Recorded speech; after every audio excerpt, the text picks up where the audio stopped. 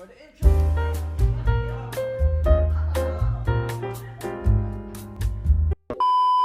Good morning, afternoon, and evening, everyone. Welcome back to the Youth Podcast. Woo! So, as Kel just said, we are on our third season, episode 1. And of course, what's more fitting than Group 3 starting it out? Also, what's the name of our group again, if you could say, Kel? Kel's elves or my elves? Did we decide on that? Did we agree on that? Anyways, Ehren, can you remind us what are we up to today? What are we up to, Jayden? That's why we got the paper. All right. Right. Here in our main verse, it says in Romans 12:2, Danielle, can you enlighten us on what it says? Of course, Jayden. And do not be conformed to this world, but be transformed by the renewing of your mind, that you may prove what that is that good and acceptable and perfect will of God. Amen. So, with that being said, it's quite easy to know what the title of this episode will be, John. Influence and conformity. That is true. So, we've got 3 main topics to talk about today, starting from our heads to our bodies, and most importantly, our hearts and our souls. And since, Dane, you already said the verse of the day, how about you start us off with our first part, mentality? Of course, Jayden. So guys, how do you guys think can people influence you to slowly change your mindset over time? Any thoughts? I believe people can influence us and our mindset depends on how we build relationship with them. Because the closer we are to them, the better they influence us. As well as with how influencers nowadays can be very influencing just because of the title as well as the power that they hold. And I agree on that. Like, depending on the type of friends you have, the more you spend time with them, the more you start to unconsciously, whether or not you want to, you start developing their habits, right? When you text a dry texter, you kind of start becoming dry yourself. Is that true, John? That feels targeted, but yeah. And it's also a good reminder why we should surround ourselves with good people and people we can learn from, how we can change into them. Yeah. It's good people like this group, as we are all friends here. Says What the he one said, that made the yeah, group right. named Oh. Kel's Elves. So, Ehren, you got any thoughts since everyone else already said what they wanted? Yes, I do, Jayden. So an example of maybe someone trying to influence your mind over time. You know, maybe you have a friend, I guess, that is into fitness or health, and you start to be close to them, always with them. I'm pretty sure you would start to pick up their habits, right? That's true. For me, an example of this in my life is also developing good habits. Like, for example, a person starts acting responsibly, and you can notice that change in their life, and that inspires you to want to make that change too, right? Exactly. So when you see something good in other people and you want to replicate it, it means that's good for you. Mm-hmm. Honestly, I think I do agree with what both of you said, because back in 2023, in the phase of my life, when I weighed over 73 kilograms. Whoa. Okay. 73 kilograms. Like, on October, I remember Why are you exactly how laughing? this Why are went. you laughing? This is personal. You see him? Personal. Do you You see him? Making fun of it? You see him? Wow. So, when I was 73 kilograms, alright, back in October 2023, 2023, right? I had this friend of mine, right? He's a pretty cool dude, I'd say. I remember vividly that he sent me a photo of himself, a mirror photo, a mirror photo of him like working out. And then when I first saw that, I was like, wow, that's kind of cool. Because what I learned from that moment, there is you don't really have a good look of habits, because the only influence you have starting out is from yourself. The only person you can really see, just like a mirror, is what you're already doing with your life. By when you look at someone else, the way they act, it starts immediately becoming a comparison to how you act, whether you like it or not. If you see someone's actions, sometimes your brain automatically thinks, oh, I don't do that, or they do this better, or I would not do that. And when I saw that, I thought to myself, I'm getting older, and I'm starting to not be a kid anymore. That I need to start caring about myself, caring about my health, and what I eat, what I do, and how I treat myself and my body.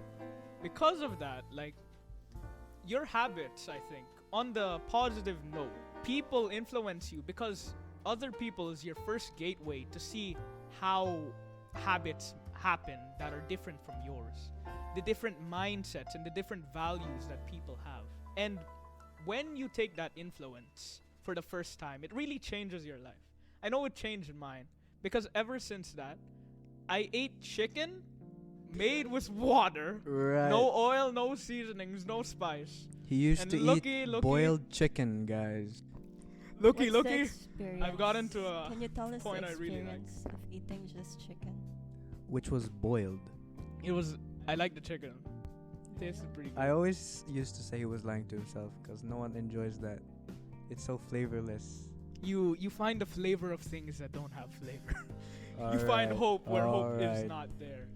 Anyways, Actually, that's also one thing, that if you're being influenced, there are some sacrifices that you need to do, whether it's good or bad. Like, for example, if it's good with fitness, as we were talking about fitness, of course you need to discipline yourself all the more.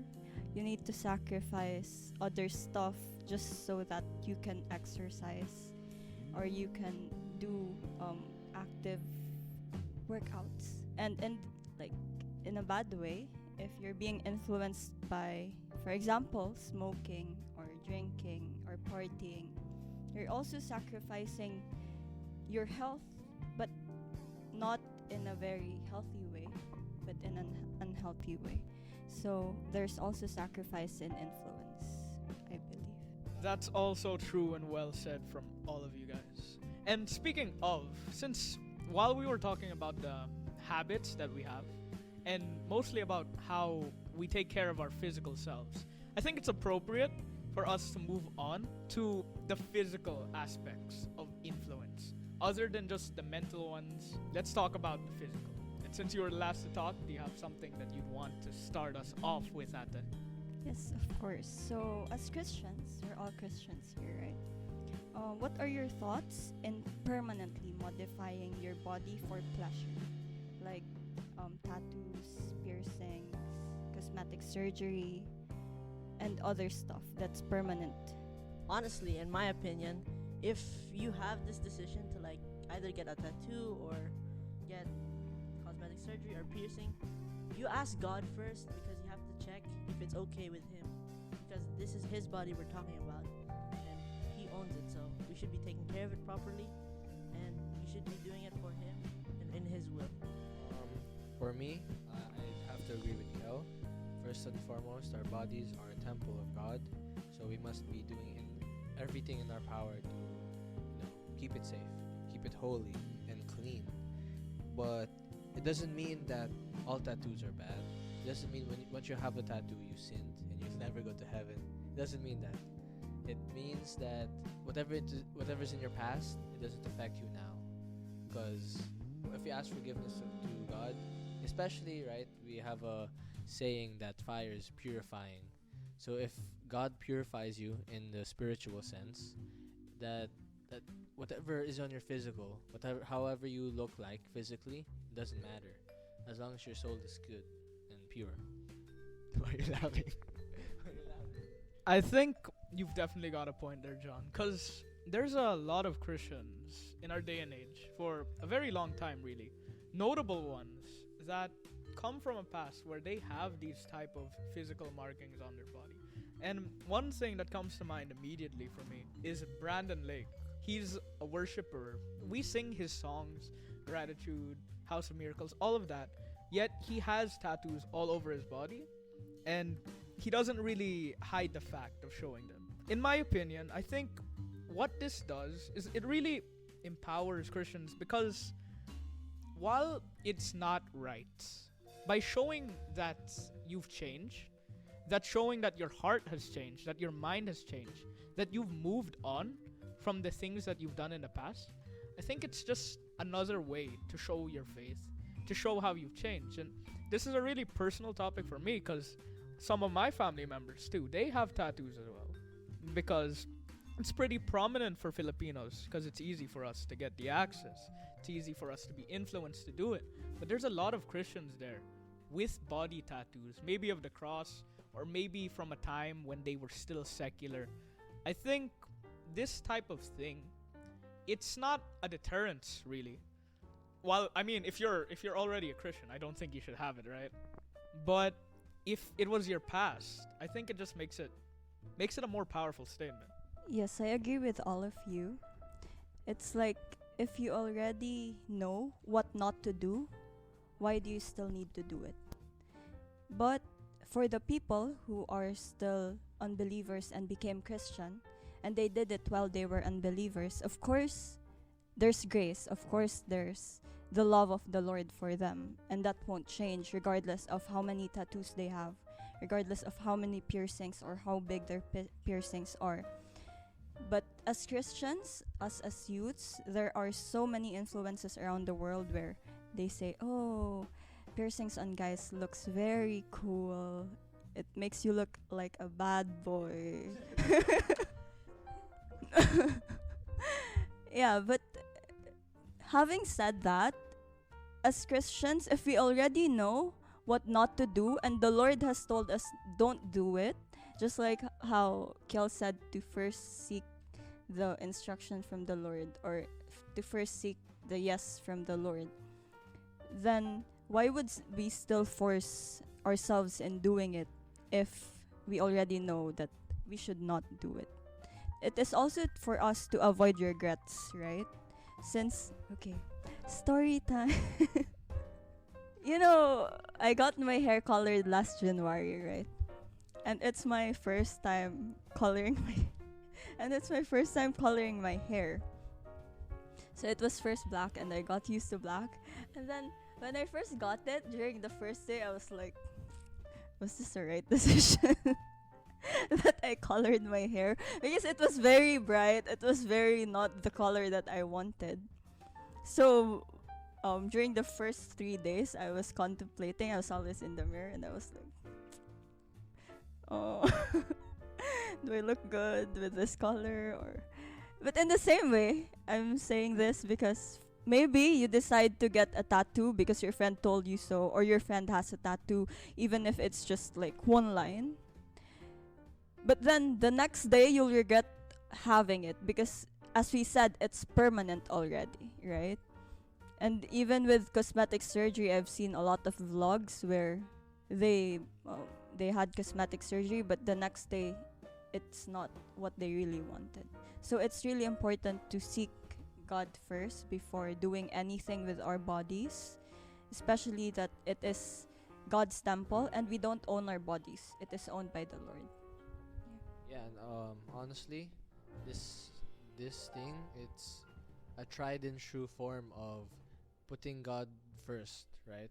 If you seek His advice first, His knowledge first, you wouldn't do any impulsive things, right? In the first place, if you seek God's advice on it, it will. If you seek God's advice on it, it will never harm you, and you will have no regrets because it's what God has planned for you, right? And also, I think it's about intention, what you intend to do, right? Because if you want to get tattoos or piercings for any other reason, any worldly reason, of course it's not good. Why? Because it doesn't glorify God, and two, it's based on worldly wants, right? Desires, and that's not good. So in any case, and it really shows in this case that put God first, and your whole life it will be affected. Yes, also we should consider the long run, right? It's not just the present because we're doing a permanent change with our body. So in the long run, what will happen with that change that we did 5 years ago, 10 years ago? So we should first research, we should first, of course, first seek God first, second research, and third, ask yourself, do I really want it? Or is it just because I'm being influenced by the things of this world? And not all the things that you want, you should do. You should also be mindful of that. I think all of you had amazing points for that, really. God did not let David make his temple because of the amount of bloodshed that he put in wars and in all of his efforts. And as we all believe in, as God's temple, we have a responsibility to glorify him. That as his temple, we shouldn't have that same like bloodshed, violence, and animosity to change our bodies without the right consent, without the right prayer and wisdom from God. So with that being said, is there something you'd like to say about that? Well, with all this talk about our body and working out, it relates to the next question that I have made, like the Lord told me. As Christians, how do we take care of our bodies knowing we're God's temple? And I'd like to hear first from Ate Danielle. Okay, so I believe that we should all be careful of what we eat and what we put in our bodies, since our bodies are the Lord's temple. Because what we also eat may affect what is the inner workings of our body and what happens to our body afterwards. That's true, that's true. I think we've already kind of answered this question indirectly throughout the questions already. We've already discussed how we can take care of our body by simply having prayer, by having the wisdom, and from the last part, by having and developing habits, maybe from the good influence of others, or maybe just the change of your heart. I think, with that being said, the changing of your heart, we all know what God says in his words. As Proverbs 4:23 says, above all else, guard your heart, for everything flows from it. So, that transitions smoothly to our next and final topic. Spiritual. The goat, the carabao, that's bigger than all carabaos. Let's start with a question I'd like to have is, how does seeing other religions affect your belief in general? Danielle, you go to school, right? Yes, I do. I think you're very qualified to really answer this question. So, most people I encounter are either Muslim or Catholic, but for me, it doesn't affect me in generally, but I do feel sometimes curious as to why and how they worship their gods as that. That makes sense. That makes sense. Curiosity, right? Since Kel, you're the youngest of us all, you're still fresh from the barn. Tell us, what is your thoughts on it? Well, I remember this one time when I was grade 1, I think, in school. I got into some beef with my classmate who was an Indian, because I was like, there's only one true God, and then she's like, well, no, because there's many other gods, because that's the Indian beliefs. And I was like, no, there's only one, because it's only Jesus and like the God and the Holy Spirit. And she's like, no, that's wrong. And then we kind of just kept going arguing, and eventually we stopped. Like, we were never really friends, but honestly, it just made me mad. But then I never actually realized until now, like around when I actually matured, like I shouldn't have started that, because that's what they believe, that's what we believe. So as long as we don't actually like argue about it to someone, it doesn't really affect our beliefs, because it doesn't like change our beliefs. We know what we believe and they know what they believe. In terms of that question, how does seeing other religions affect your belief in general? I kind of have to agree with Daniel in the curiosity part, where you see how devoted they are, right? Because we live in Dubai and there are lots of mosques here. So when it's their call time, they're there. And I mean, like, they're there, and it's like they're really devoted. And I remember I was walking with my mom once, and she said, "How, how if Christians were as devoted as Muslims, right? How would that change?" And it also got me started thinking is how how deep is their belief in their gods, in their belief, and that kind of thinking affects me because I want to also question other Christians. I want to challenge us, including myself, on how deep is our belief and how can we improve that? How can we make sure God. Bro, hit the nay mid. Bro. And seeing that play out is kind of really interesting. So, yeah, that's all I gotta say. I think I think that all of you have really good answers for that. Personally, for me, from my own experiences in school, my old friend group back then, there were 5 of us and 4 different religions. Me, born again Christian, Muslim, Catholic, and a Jehovah's Witness. Starting from there, I really, from my own personal experience, I really started to understand a deeper understanding of other people's faiths, what they believe in. And to add on with what John said, it's really interesting. It's really different to see how devoted they are to what they believe in when we believe in something else, which we believe is something true. So I just want to say to that challenge that when we look at other believers of a different faith and we see that devotion, I think that we should continue on with what we believe in. That this isn't a challenge for us, but it's actually an inspiration to grow deeper in Christ and not to go onto the secular or other beliefs that plague the world. Yeah. Um, this also reflects on us as Christians because we're talking about how other beliefs stirs our curiosity, right? So, in the same way I believe in their point of view, Christianity also stirs up their curiosity based on how we act. As they say, we are the living Bible, right? So, we as Christians, as kingdom citizens, we also have influences. And if other religion stirs up curiosity within us, then we must also stirs up curiosity within the other people around us, within other religions, so that they will ask what's in them that they're acting like that. What's in them that they love their God so much that they're very devoted in a way that they're doing this, they're doing that. They're firm with their belief.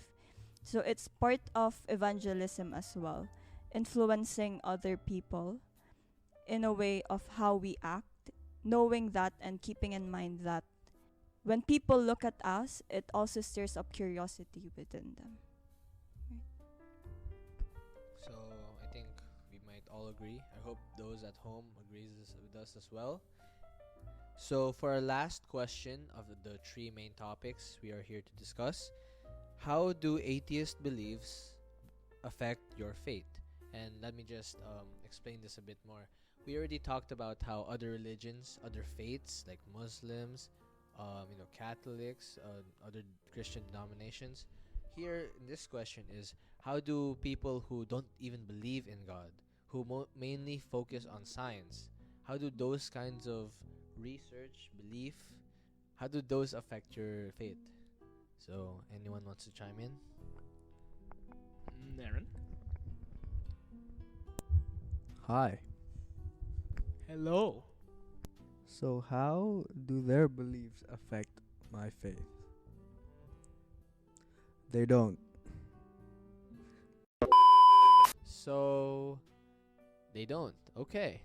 Kel? Well, in my opinion, you should try your best to like convert them.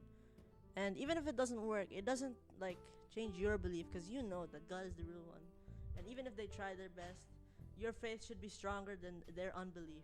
And a good example for them, since as Kuijel said earlier, that they like maybe they believe in science more than God. So a good example would be Isaac Newton, because he was a scientist, but he also believed in God. So he not only used like he didn't only rely on scientific theories, because there was also God. So yeah. Anyone else? Danielle? For me, whenever I see secular beliefs on social media, sometimes I feel sad for them because they are unaware of the truth that is what we believe in. Because sometimes I just want to go out and preach to them, teach them the gospel, show them the truth, and give them an example of the love of the God. Because, for example, if one day a scientist found the cure for cancer, the right cure, that could cure every disease, even cancer, wouldn't he want to give that out to everyone, right? So, of course, we would want to do the same thing for everyone, just like Jesus did. He died on the cross to save us from our sins, and in turn also save the world. So, yeah. Anything to add on that, Jayden? I think for me, I haven't personally met someone like that yet. But there is one person that I'm close to that had someone like that. This was a guy. He was rizzing it up with a girl, alright? So he told me about it. Like, and it was very short what he said, but basically speaking, the girl just said during the chat, he said something that was against God because she was an atheist. And right then and there, that person, the guy that was talking to that girl, he immediately blocked her on all social medias and then continued on with his life. Because from what that shows is that we tolerate their beliefs. We try to influence them, as Atapia and what everyone else has said. But when they start directly insulting us or trying to go against our beliefs like that, I think there are also boundaries that we have to set, right? That we don't try to offend other people, that we don't try forcing ourselves on others. We shouldn't also try to take people forcing things or take insult to the God that we believe in, to the faith that we have in our hearts. So, really, it's just a matter whether you're against, whether you're facing another belief or you're facing someone that is atheist, that you should just stand firm on what you believe in. And that you shouldn't just stand firm, but you need to make sure that you're reactive. If they're pushing too far, you have to set that boundary. And you shouldn't just be stagnant either. You should influence them, not by your words, but with your actions, because your actions speak louder than words. And the devotion that we see from other faiths, we should all follow that ourselves. With that being said, really, there is just one thing that we can conclude to this. Because we've talked about the influence of others to our mentality, the influence of others to our physical and our spiritual, but I think Atapia has one final thing to say to us. Yes, so to conclude everything that we've been saying here, how will we effectively influence the people around us toward what is biblically righteous? Well, in my opinion, the Bible is a good example of that, because we see all the people there and they're like a role model, you know, especially Jesus, because we are all Christians, all of us Christians are trying to be like Jesus, so we can influence others to also be like Jesus, because Jesus was, you know, perfect. While we may not all be perfect, we may be good and we may be doing the right thing. So yeah. I think Kel had a good idea there. Could you elaborate on that, Dan?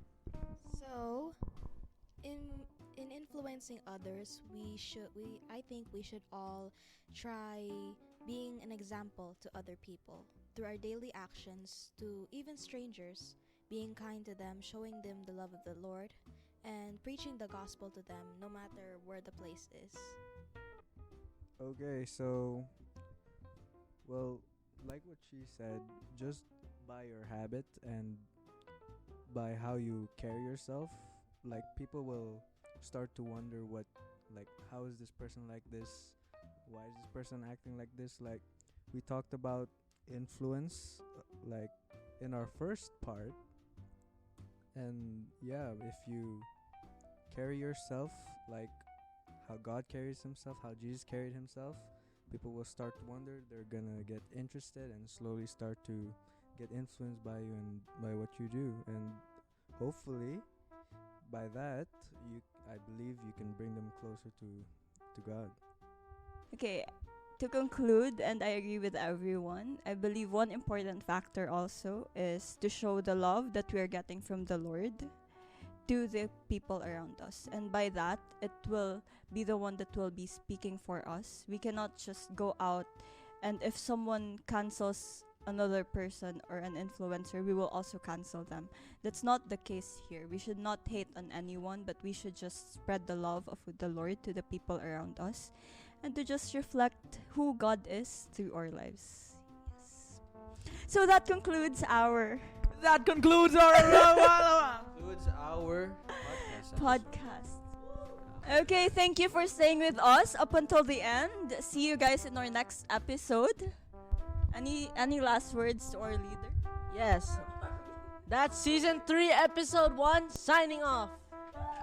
Flint and Steel. Team 3 is the best. Other teams,